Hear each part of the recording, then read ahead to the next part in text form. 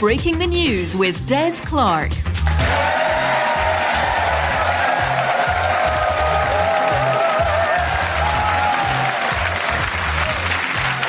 Des Clark, and this is Breaking the News, the show that breaks the week's news and asks four opinionated panellists to put it back together again. And for the second week in a row, we're coming to you from the heart of the Edinburgh Festival Fringe.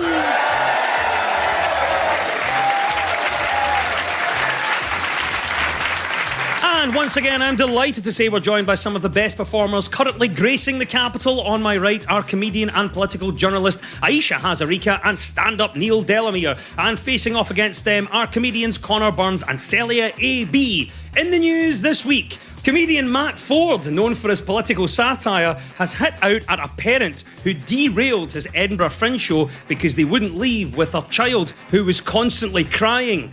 Stanley Johnson has refused to apologise. Nicola Sturgeon's critics would be handed free rein to take her to task at Holyrood over SNP failures under plans unveiled on Tuesday by Liz Truss. It means Nicola Sturgeon must brace herself for attacks from Conservative leader Douglas Ross, Labour leader Anna Sarwar and Liberal Democrat leader Four-Name Surname.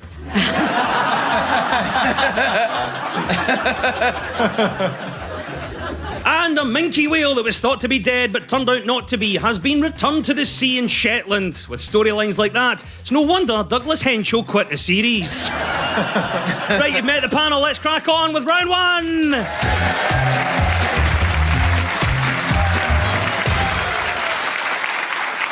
This is the Broken News round, where our teams have to guess two major stories of the week that have been mashed together into one single news headline. So, Aisha and Neil, can you tell me what the first story in the mashup is? At a hustings in Donald Trump's Florida home last week, Rishi Sunak and Liz Truss both said they would cause irreparable damage to an independence referendum in 2023. Rishi Sunak went particularly hard when he said Donald Trump was a barmy prospect. This is the Tory leadership coming up to Scotland, I think, coming to Perth. Yes, that's the right answer. Well done. That is the news that at hustings in Perth, Conservative Party leader candidates Liz Truss and Rishi Sunak were met by protesters and dismissed the Scottish Government's plans for an independence referendum in 2023. What do you make of what the candidates were saying in Perth then? Well, it's just such a terrible, terrible choice, isn't it? It's sort of like being offered a smear test or root canal. It's like... and they've, you know, it's just absolutely... And also, they're just so clueless about Scottish politics. I mean, they think the Highland clearances were a very big knitwear sale. They're like the most unpopular English people in Scotland this month not flying on the Royal Mile. What you want from the next Prime Minister is searing political insight. That's what you want. You want the ability to shine a light on something that you've never considered before. And Liz Truss said that she thinks that Sinn Féin are trying to put a wedge between Britain and Northern Ireland. I was like, do you know something? When she puts it like that, I think she might be right. Like, I've never considered that before. Like, I just thought they were really into fireworks at one point, but I think something else might be at play here. I want to hear more from this woman. I'd like to get her take on the Ku Klux Klan, because I think they might be more bigoted than a lot of people realise. Connor Burns, what did you make of what the candidates were saying in Perth? Well, I thought it was interesting, how, the protesters broke in and they were shouting stuff, Tory scum and all that, and they started throwing eggs at them. And how people say that the Tories are out of touch? I thought none more so than when Rishi Sunak asked, what kind of eggs were they, quail or Fabergé? Celia, what did you make of it? We had the two candidates for Tory leadership in Perth this week. What did you make of what they were saying? They're kind of the lamest people running. Like, they're so unpopular and they've got no sort of magnetism to either of them. And Liz Truss, in my opinion, is like... She's like the zany woman in The Office that's gone too far. I feel like she's a character comedian that got stuck. I'm still doing it, yeah. Yeah, she got stuck doing a bit 4 years ago, and now she can't stop. I liked when Rishi Sunak said, I won't just ignore Nicola Sturgeon, I'll take her on and beat her. I just wanted the lights to go out in the place and Nicola Sturgeon to just appear on stage like The Undertaker. Say it to my face, wee man! Yeah.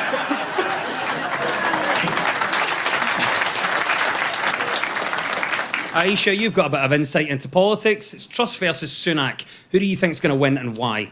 Well, the truth is, and I say this through gritted teeth, Rishi Sunak is clearly more qualified to do the job, but he's got no chance because the Tory party members hate him because he put the boot into Boris Johnson. And things are going so badly for him in his campaign, I'm expecting him tomorrow to come out and back Liz Truss. Thank you very much to our team there for correctly identifying the right answer. We were, of course, talking about Liz Truss versus Rishi Sunak as they try and fight for leadership of the Tory party and the country. Liz Truss says the people of Scotland have been let down by the SNP, but that it won't happen under her watch. At which point Nadine Dorries was quick to add that Liz Truss's watch is actually from Claire's Accessories. Yes, the Tory leadership hustings in Perth is the correct answer. Aisha and Neil, well done. You get 2 points for that. Now to you, Connor and Celia. What was the other story we were after? I think this is the story of Donald Trump's Miami home being raided by the FBI. That's the right answer. Yes, it is the news that a reported trip by Donald Trump to Scotland has been thrown into doubt after he said the FBI seized his 3 passports in the recent raid of his home at Mar-a-Lago. Now, of course, the reason that Donald Trump has several passports is due to his dual citizenship as an American and an Oompa Loompa. So, Connor, what do you make of this then? What's your take on the latest controversy surrounding Donald Trump? Yeah, well, obviously he was absolutely livid about it because he genuinely thought FBI stood for female body inspectors. His dreams were dashed.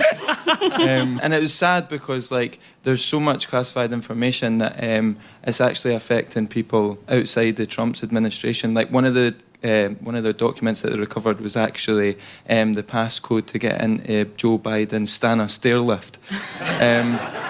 You know what I mean? And that was just a needless victim. Do you know what I mean? Don't hear about this. No. You know what I mean? Poor guy. Just sat there in the landing for a week. It's like this whole thing's just driving him up the wall.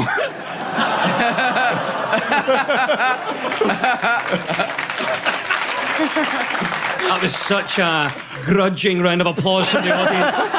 I'll take it. It was good, it was good. Thanks for that, Connor. Celia, what do you make of the latest controversy surrounding Donald Trump? I can't believe he's still in the news. Anyone else?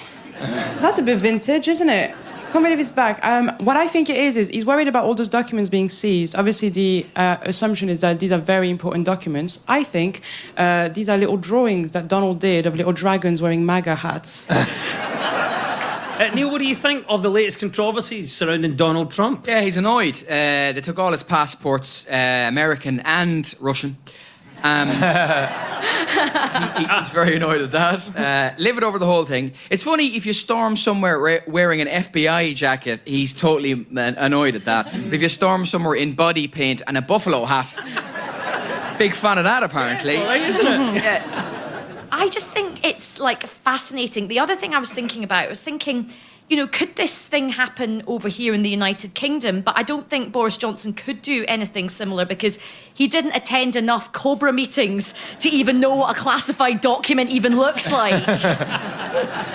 Connor, what do you think about Donald Trump? He's back in the news. Do you think he's going to run for president again?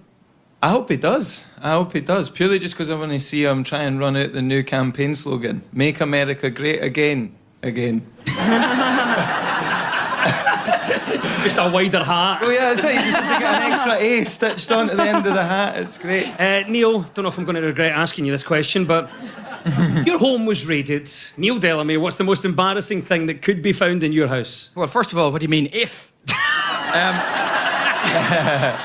Take it from someone who knows. My dog, my 3-legged dog. What? Yeah, I have a lovely 3-legged dog, but she causes me all ends of trouble because you cannot deny. She's called Lola. She's a lurcher, and I wanted to call her Eileen for obvious reasons. And 3 legs Eileen, 2 legs Nolene, but we weren't allowed to go that far.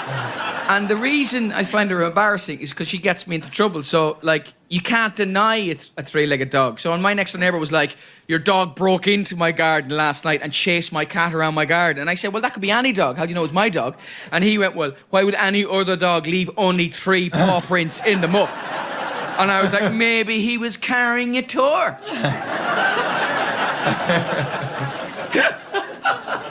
What I've started to do now is I've started to deliberately... People ask me how she lost her leg, so I make stuff up now to get them to stop talking to me. Yeah. And my favourite is, how did she lose her leg? Oh, well, we fostered her from the UK, you see, and when we were flying her home, we realised we were slightly over the baggage weight allowance.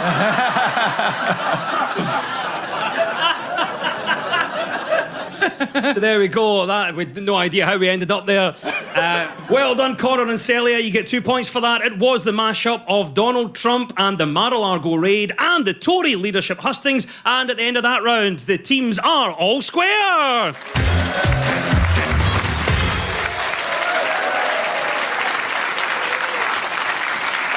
Now, much of our news is about public opinion, so this week, to find out what's got people talking, we have spoken to broadcaster and presenter Katrina Shearer and Scottish actor Gary Hollywood. So, Conor and Celia, what story do you think Katrina is on about here?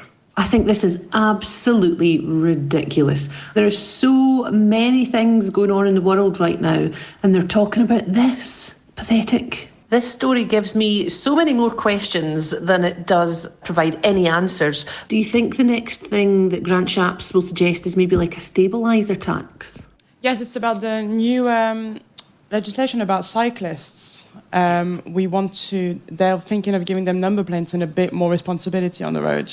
That's the right answer. Yes, it is the news that with the UK government looking to crack down on cyclists who break the law, bikes could be required to have number plates and insurance. Those are just some of the ideas being looked at in a review of the Highway Code by Transport Secretary Grant Shapps.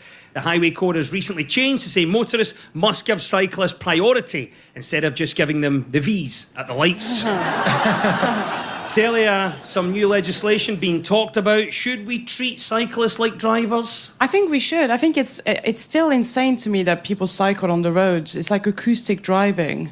I don't... I think it's like a deconstructed car. Just get a car. I find it so dangerous. And also, I think cyclists, we've made them too confident. Where I live in London, cyclists will just go on the road and they will not stop at red lights. They will just keep going. It's too confident. They're exposed. They could be hurt by me punching them. I have to say, I have got a bit of a problem with cyclists. I find cyclists like quite annoying. I have to say, cyclists are like open water. You know the people that do swimming outside? You always know about it, don't you? They always tell you. But I thought it was fascinating that Grant Shapps told the Daily Mail that we shouldn't turn a blind eye to cyclists who break the law and get away with it. I thought that's no way to talk about Boris Johnson. Neil, what do you think about this then? There's some chat around saying that we should treat cyclists like drivers. What do you think? As a cyclist and a driver, I would be entirely against this. Because I am, one of those people who sometimes, and it happened to be in this festival, it happened to be about 10 yards from here where we are. I was cycling home one night. I was a little bit worse for wear at the end of the festival. I broke a red light, right? I'll be honest with you, shouldn't have done it. Broke a red light, saw the blue lights come on behind me. I was pulled over about 10 yards from here. The guy pulled up beside me. The copper went, "Do you know why I stopped you?" Which I always wonder how many people do you think that catches out? Do you think many people who go, "Is this about the murder?" Oh, it's not. Oh, forget I said anything. It's fine. Don't check the boot. And so this guy goes, "I could have saved your life tonight." And I said, "Why?" And he goes, "Well, if you cycled to the next junction and you were hit by a car, you know, you'd be dead by now." And I was like, "Yeah, but if you hadn't stopped me, I would be home." And he got really, really, really annoyed. And he said, "What's your name?" The cop. And I didn't want to get the hassle of this, so I just went, "My name is John Thompson," right? And he goes, "Really? Are you sure your name's John Thompson?" I went, "My name's John Thompson." He goes, "Really? John Allen Thompson." I gave myself a middle name for some reason. He goes, "It's an offence to lie to a police officer." I said, "I'm sticking with my story, John Allen Thompson." He goes, "Really?" Because it says Neil Delamere on that poster behind your head. Yeah. I had stopped in front of my own Edinburgh Fringe Festival poster, which not only gave my name, but where I was going to be for the next 25 nights. Conor, question for you here. We're talking about perhaps changes to the Highway Code. What new regulation would you add to the Highway Code? If you turn up to do your test in a BMW, there should be a mandatory extra 15-minute class about indicators.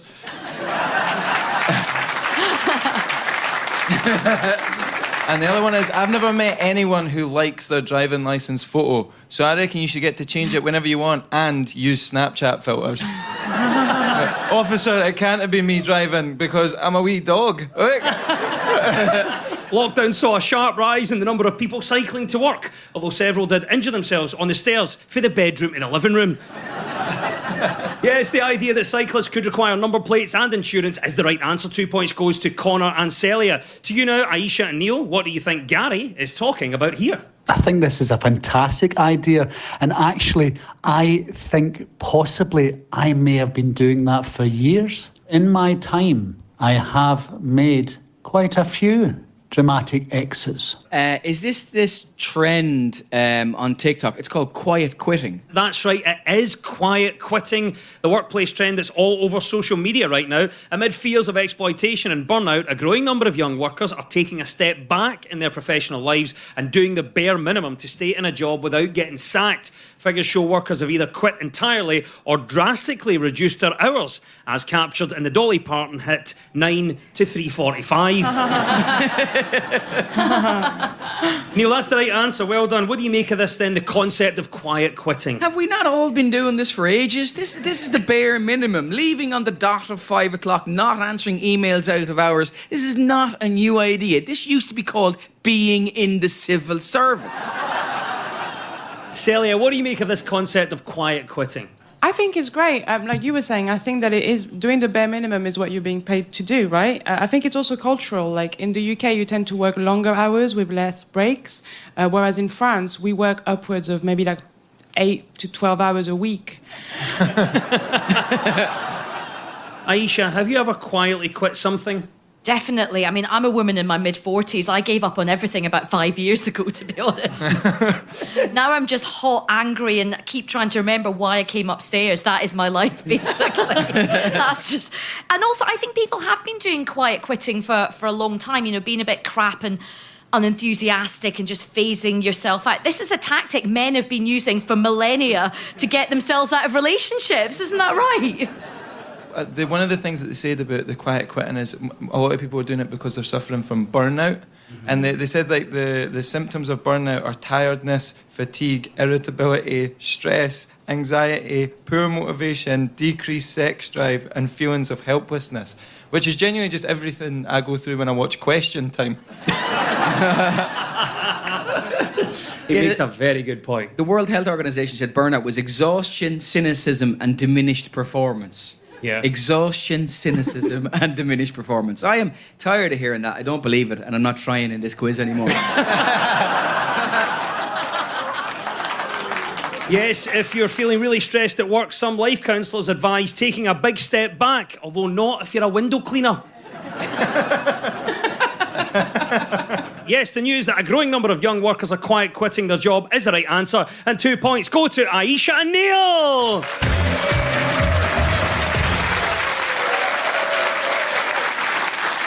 You're tuned to Breaking the News on BBC Radio Scotland with me, Des Clark. This round is all about who is in the news, so I will play you a clip of a mystery person. All you have to do is tell me who it is. So, Aisha and Neil, you're first this time. Who is this? Your job, really, it seems to me, is very, very simple. I mean, there's no science about it at all. Your job is just to ask the question the average reasonably intelligent viewer would like to see asked. And if you ask it, you must make sure you get an answer. Jeremy Paxman. That is the right answer. Of course, it is former Newsnight presenter Jeremy Paxman, who has announced he is to step down as host of TV quiz show University Challenge after more than 28 years. It's since been announced that journalist and broadcaster Amal Rajan will take over as host, although one contender considered was chef Gordon Ramsay, as he's loud, grumpy, and can do a great starter for 10. What do you think then, Aisha? Jeremy Paxman stepping down. What do you make of his decision to retire? Well, I sort of, respect it. He's 72 years old. He wants to move on to pastures new. He's actually hoping to be the next presenter of Love Island. It's interesting what you're saying about Amal Rajan being the next sort of presenter. I'd like to see a bit more diversity because Bamber Gascoigne went to Magdalen College in Cambridge. Paxman went to St Catherine's College in Cambridge. Amal Rajan went to Downing College, Cambridge. When is poor Oxford going to get a look in? So my understanding he's been hosting it for 29 years, which is a huge amount of time. And when he left, they said, Jeremy has been our presenter, colleague and friend for 28 years. What happened in the last year, Jeremy? Well, what do you think about it, Neil? University Challenge, think you do all right in that? Oh, I'd love to give it a go. My favourite thing about a quiz, I love a moron on a quiz.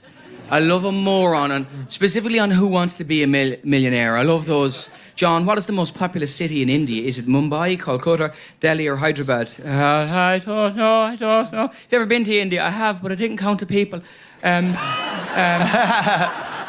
Do you have a friend that you could phone who would know? I do. Oh, it's between two friends I could ring. Okay, I'll ring Seamus. And then after I ring Seamus and like, how are you, Seamus? It's John here. What is the most populous city in India? Is it Mumbai, is it Calcutta, is it Delhi or is it Hyderabad? I don't know. Okay, well, we've got... And then the time runs out and he looks at Jeremy Clarkson and goes, he doesn't know Germany. He doesn't know. Seamus didn't know. I should have rang Sanjeev. Rang Sanjeev. Is Sanjeev Indian? He is, yeah. He works over there in the census office, yeah.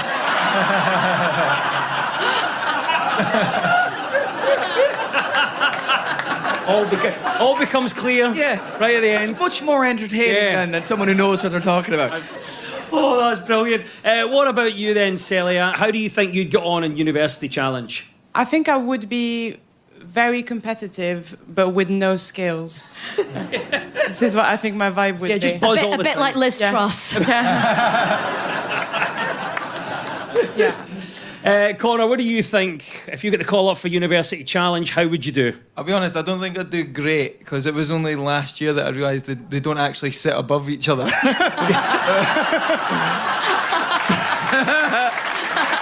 Just a trick of the camera. Yes, 2 points go to Aisha and Neil. That was, of course, Jeremy Paxman. Right, Connor and Celia, it's your turn now. Who is this and why are they in the news? I always wanted it to be great as a kid.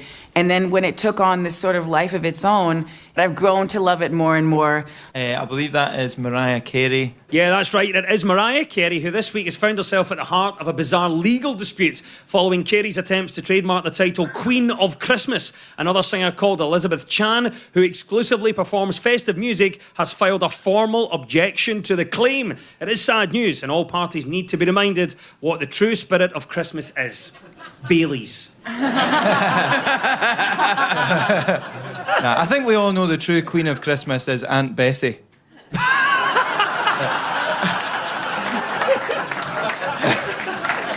Celia, what do you think about this claim from Mariah Carey? Is she the Queen of Christmas for you? I think it shows a separation between rich people problems and the rest of the world, that we're all trying to get warm in the winter, and she's like, I'm a monarch.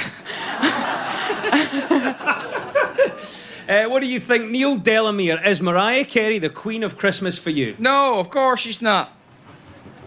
Thank you very much. The Queen of Christmas is the Virgin Mary then.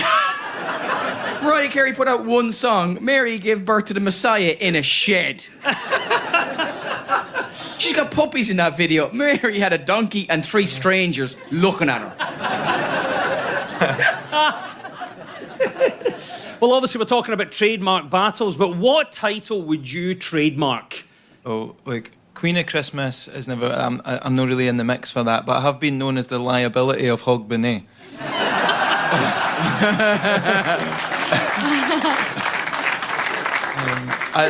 There's some job titles that I've wanted in my life, because I don't know anything about the jobs, but it just sounds fun. Do you know what I mean? Like, I've always wanted to be a spin doctor. Just sounds like a laugh. I actually was a spin doctor. And is it as exciting as Connor Wasn't thinks that it is? exciting, but it pleased my mum because it was the closest thing I was going to get to being a doctor. So, you know. Who are you a spin doctor for? Oh, many people. Gordon Brown, Harriet Harman, Ed Miliband. It was a massive success story, obviously. Eat it. Eat the bacon sandwich. I can spin this. Went really well. I don't know if you noticed. Went really, really well. Hell yeah, you're tough enough. Say that. To be honest, my brother Pete Burns done most of the spinning in our family. Fantastic. Pun and musical reference. Absolutely Your grandfather Rabbi would be spinning in his grave. It's his Uncle Carpet I don't want to talk about. I love that. Well done for getting Mariah Carey as the right answer. 2 points go to Connor and Celia.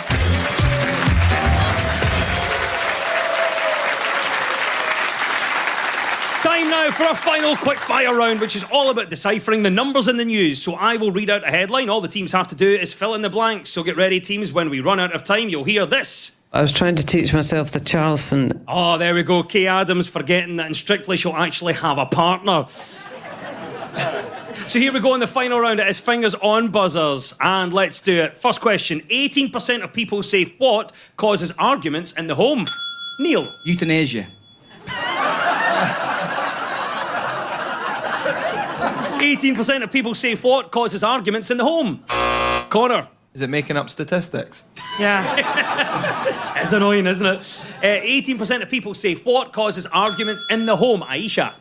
Leaving the light on when you make love. Is it sexy and erotic or just really weird for your other flatmates? Also, the price of energy these days. 18% of people say what causes arguments in the home? Celia. Is blue cheese good or bad? Yeah, should that vein be there? Every morning I wake up and I ask myself that. Well, there you go. Should that vein be there? Yeah. The actual answer is this. 18% of people say poor personal hygiene causes arguments in the home. I was trying to teach myself the Charleston. Oh, there we go. It's that time already. That is the klaxon. Kay has Adams. That means it's all over. And at the end of the quiz, our winners this week are Aisha Hazarika and Neil Delamere.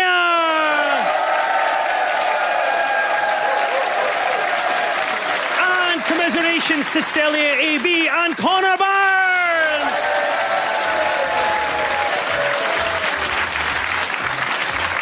And we'll leave you with the breaking news. Breaking news just in. An IKEA store in Shanghai saw chaotic scenes when health authorities tried to lock customers inside following a COVID scare. Customers fled in terror after realising they would have to assemble their own beds. Well, all except for a Mr. Alan Key.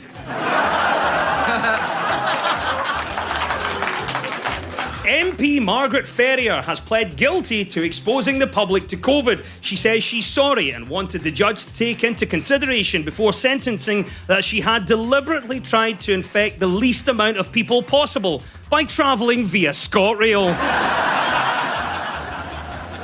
And a rugby player has been banned for 8 games for sticking his finger up an opponent's bum during a match. A journalist asked Australian Corey Norman if he was glad he did it, to which he replied, well, it was worth a try.